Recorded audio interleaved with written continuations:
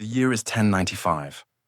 The world is a canvas of mud, faith, and fear. In the heart of Europe, a man stands on a makeshift stage, his voice a thunderclap that echoes across the gathering crowd.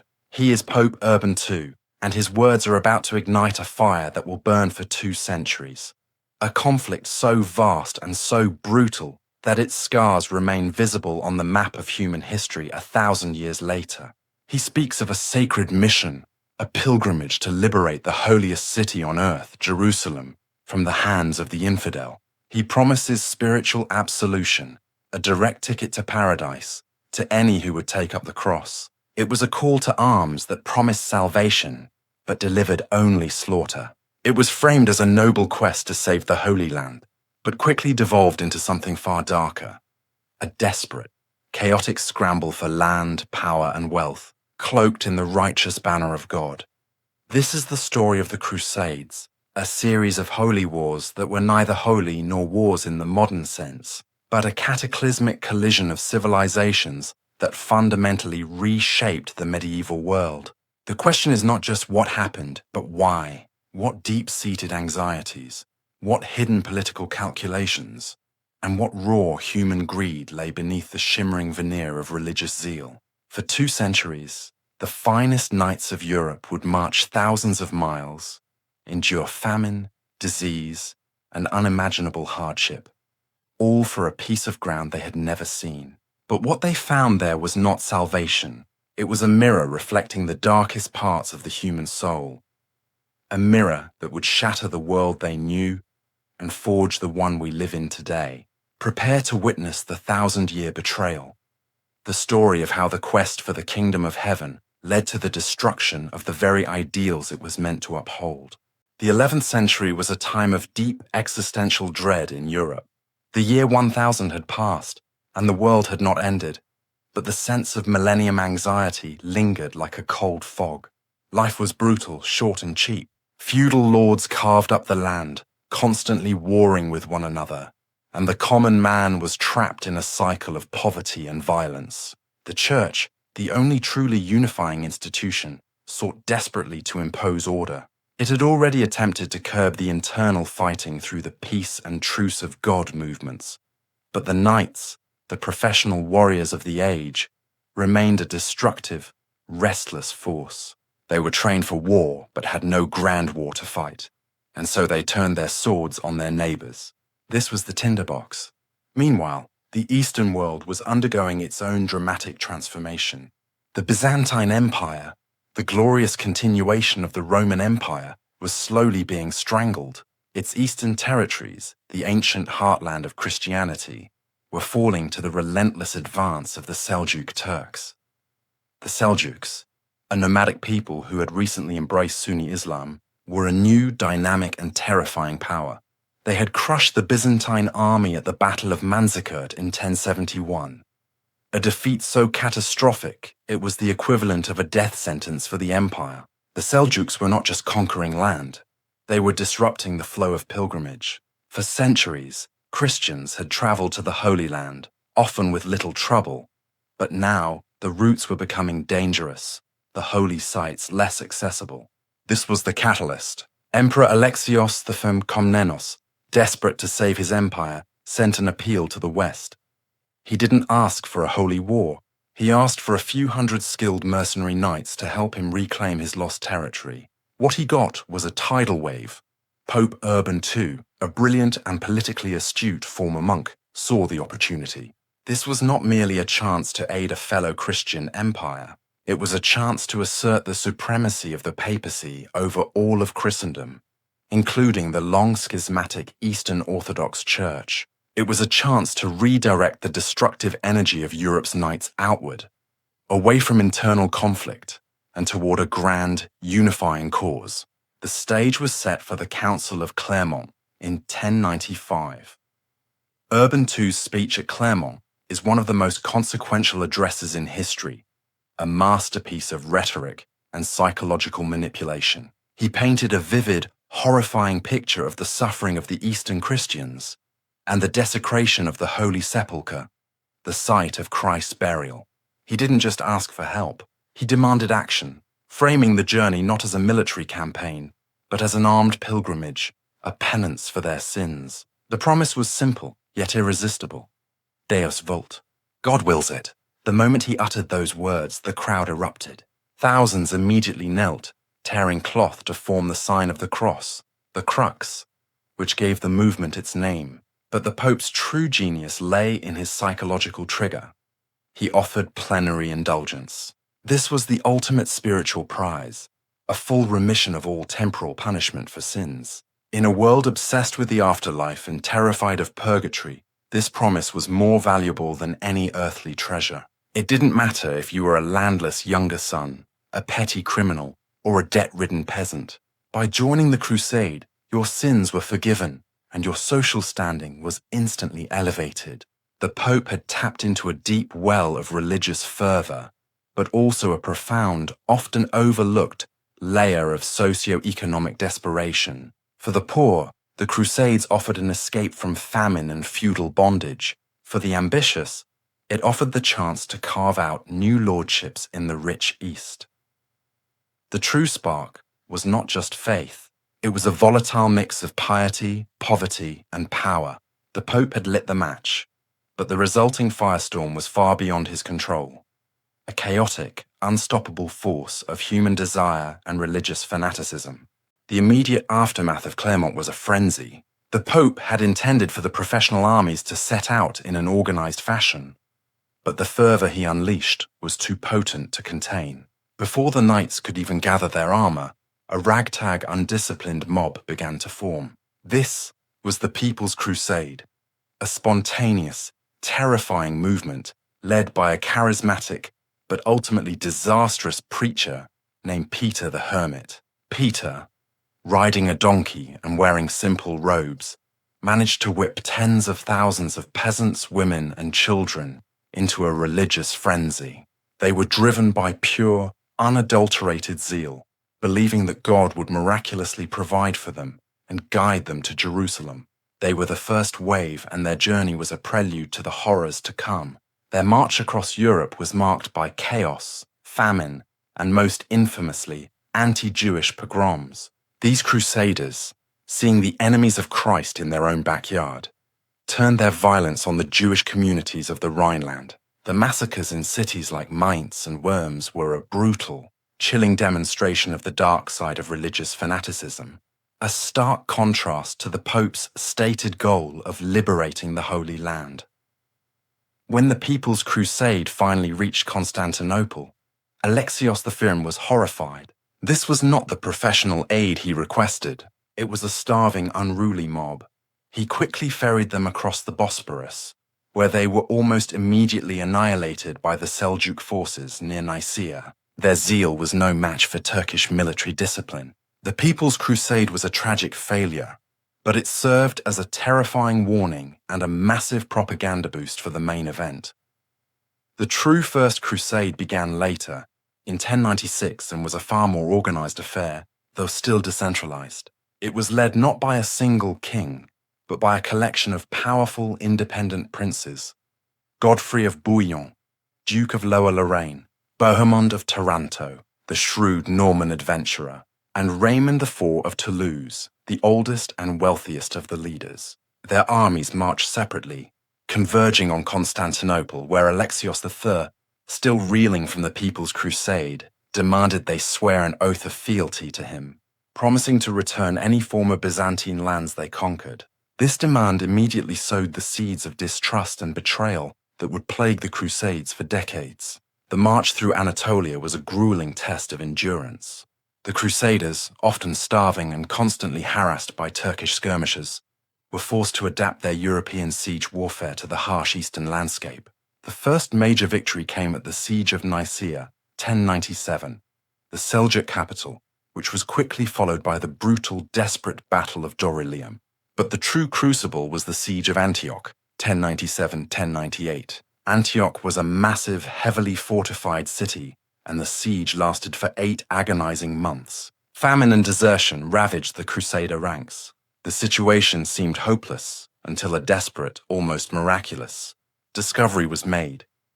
A monk claimed to have found the Holy Lance, the spear that pierced Christ's side, buried beneath the floor of a church. Whether genuine or a brilliant fraud, the discovery reignited the Crusaders' morale. They burst out of the city, driven by a renewed fanatical zeal, and routed a massive Muslim relief army. The path to Jerusalem was finally open, but the price had been astronomical. The sheer brutality and unwavering determination of these men, who refused to turn back despite impossible odds, cemented the Crusades as a terrifying force in the medieval world. The narrative now raced toward the ultimate bloody climax. In the summer of 1099, after 4 years of marching, fighting, and dying, the surviving Crusaders finally reached the walls of Jerusalem. The sight of the Holy City, the object of their entire journey, was enough to drive them to a final, desperate frenzy. They wept, they knelt, and then they prepared for the slaughter. The city was held by the Egyptian Fatimids, who had only recently taken it from the Seljuks, and they were ready for a fight. The siege was short, but unimaginably brutal. The Crusaders, employing massive siege towers, finally breached the walls on July 15th, 1099. What followed was a massacre of historical proportions.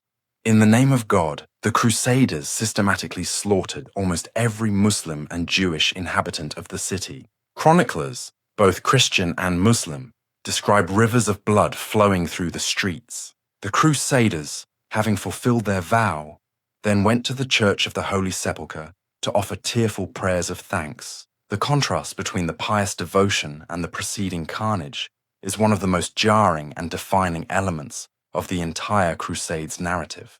The Kingdom of Jerusalem was born out of this bloodbath. The Crusaders, now conquerors, had to decide who would rule. Godfrey of Bouillon, refusing the title of king because he would not wear a crown of gold where Christ had worn a crown of thorns, took the title Advocatus Sancti Sepulchri, defender of the Holy Sepulchre. The land they conquered was organized into 4 main Crusader states, collectively known as Outremer, the land beyond the sea, the Kingdom of Jerusalem, the County of Edessa, the Principality of Antioch, and the County of Tripoli. The existence of Outremer was precarious from the start. These were islands of Western European culture, politics, and military might, surrounded by a vast, hostile, and increasingly unified Muslim world. They were constantly under threat, which led to the creation of one of the most fascinating and enduring legacies of the Crusades, the military orders. The Knights Templar and the Knights Hospitaller were a radical innovation. Monks who were also professional, full-time soldiers. They took monastic vows of poverty, chastity, and obedience, but their primary purpose was to fight. The Templars, in particular, grew incredibly wealthy and powerful, establishing a vast banking network that spanned Europe and the Near East, essentially becoming the first multinational corporation. Their castles, like Crac de Chevalier, were architectural masterpieces of military defense, designed to hold the line against overwhelming odds. But life in Outremer was not just a constant siege. The Crusaders, or Franks as they were known, had to adapt. A new hybrid culture began to emerge. The second and third generations of Franks, born in the East, were often fluent in Arabic, wore local clothing, and ate local food. They employed local doctors and adopted local customs. This surprising cultural coexistence, a modus vivendi, existed alongside the constant warfare.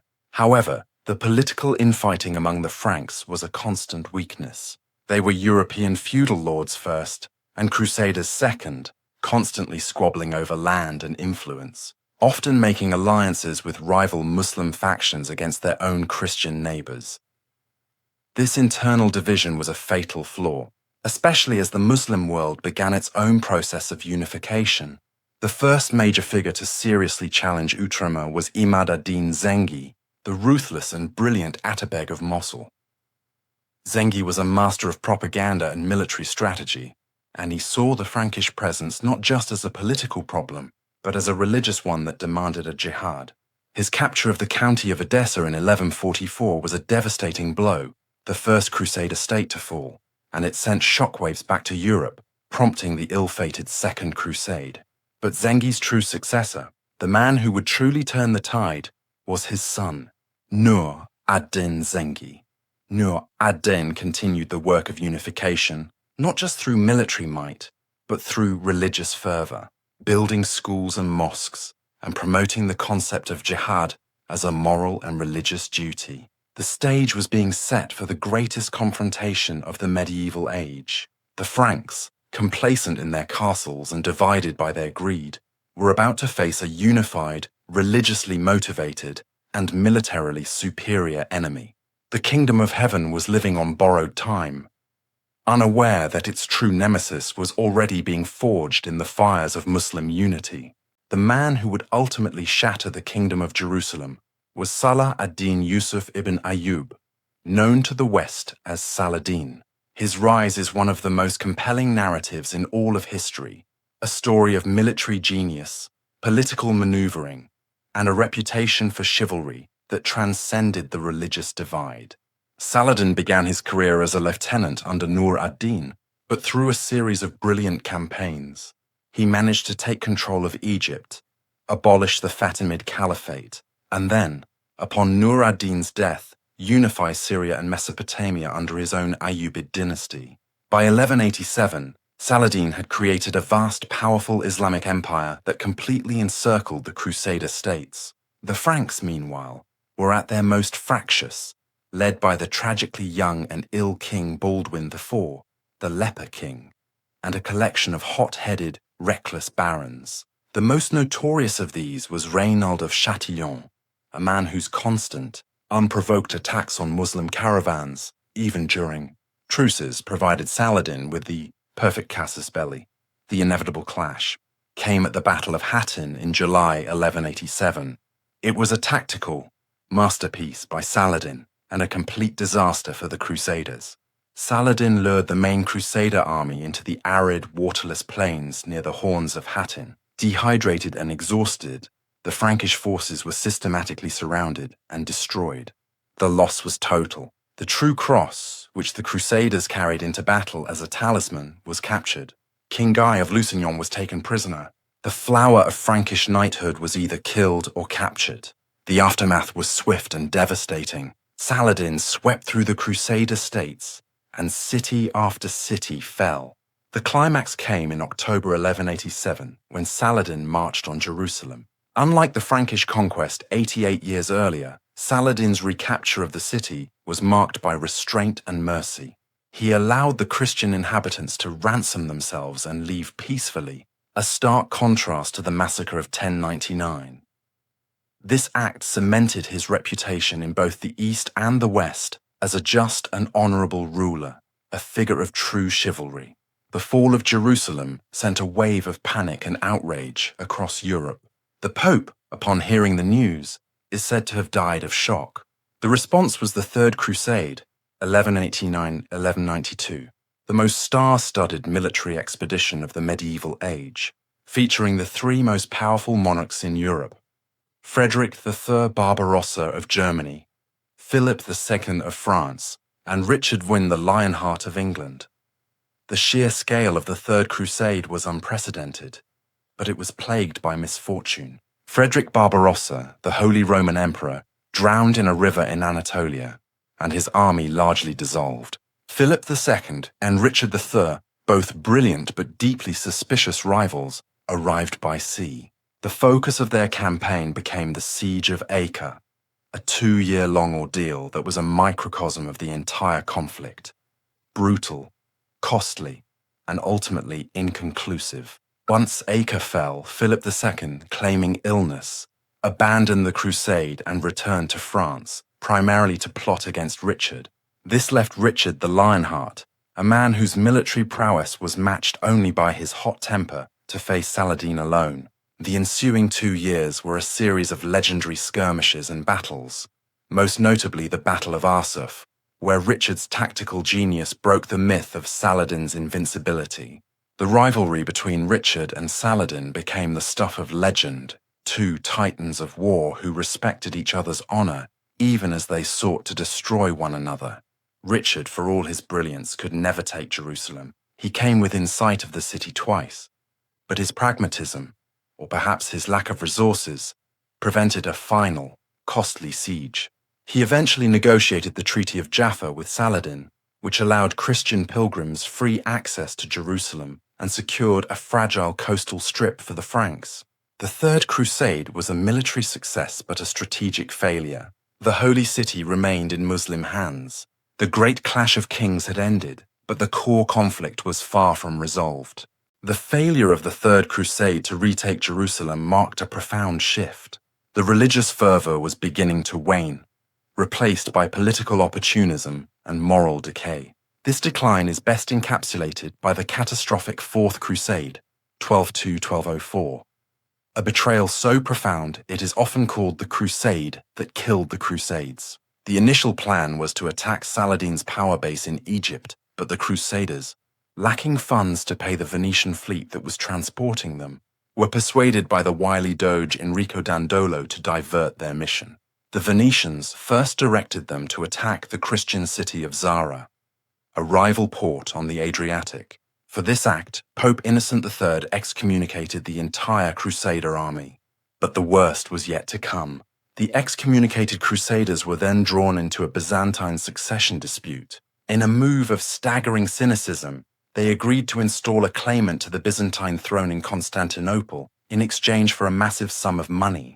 When the deal fell apart, the Crusaders, driven by a toxic mix of greed, desperation, and anti-Greek prejudice, turned their wrath on the greatest Christian city in the world. The sack of Constantinople in 1204 was a crime against civilization.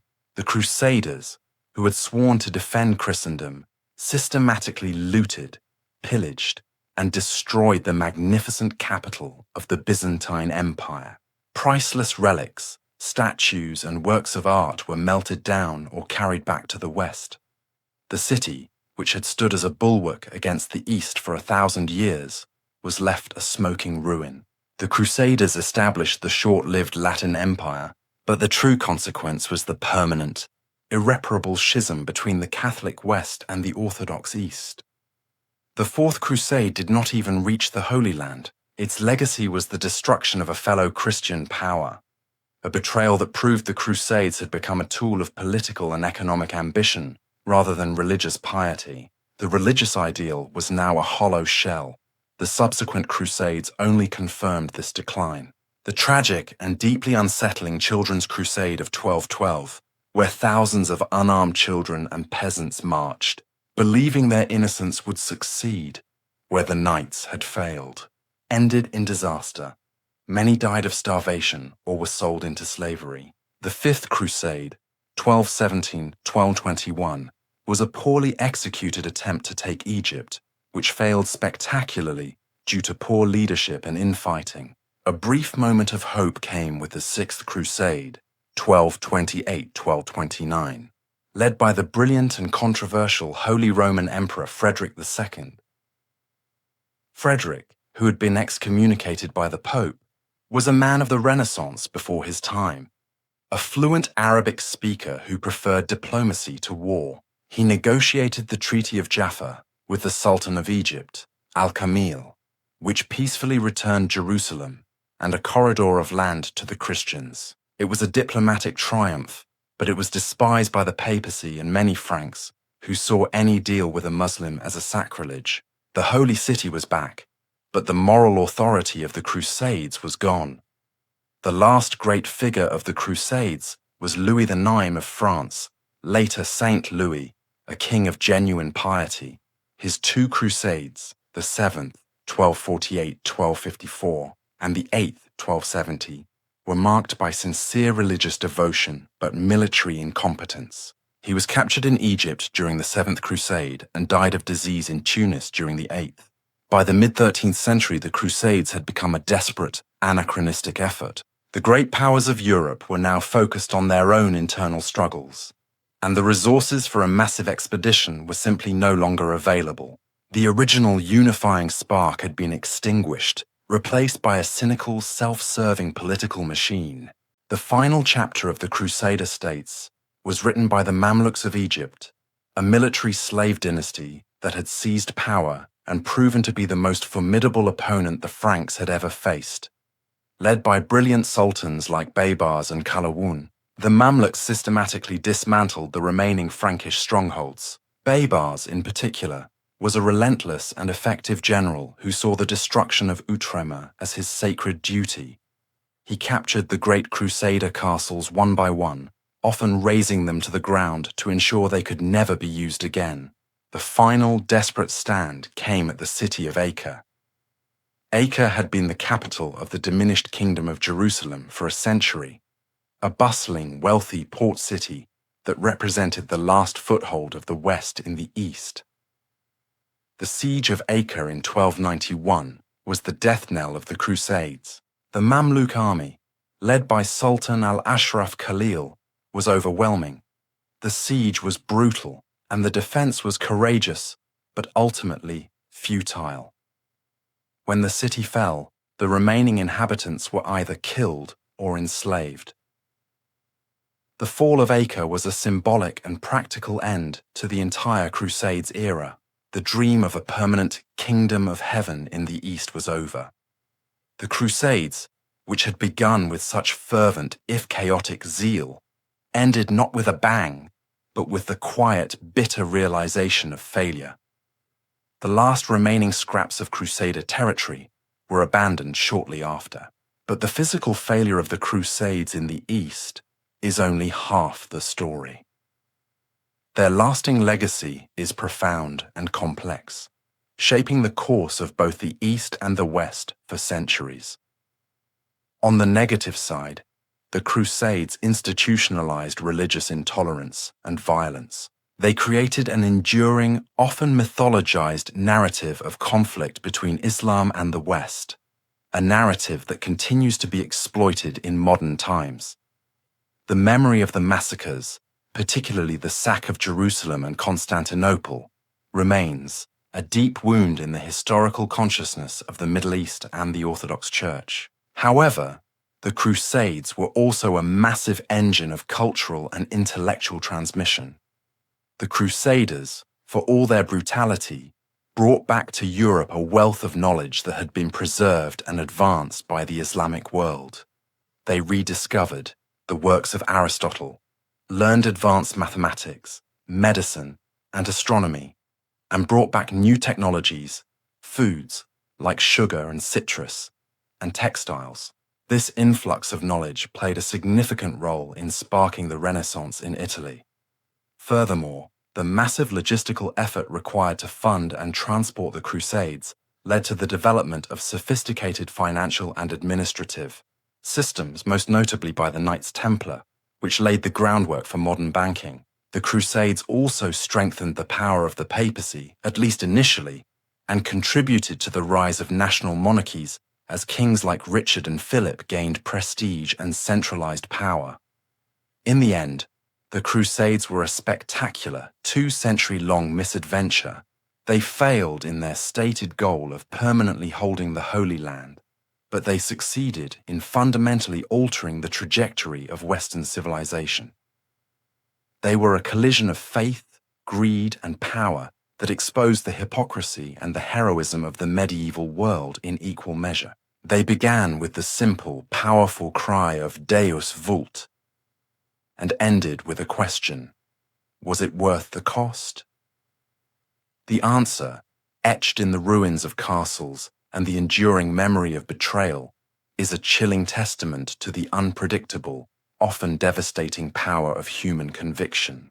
The holy wars were over, but the world they created, a world of intertwined cultures and enduring conflict, had just begun.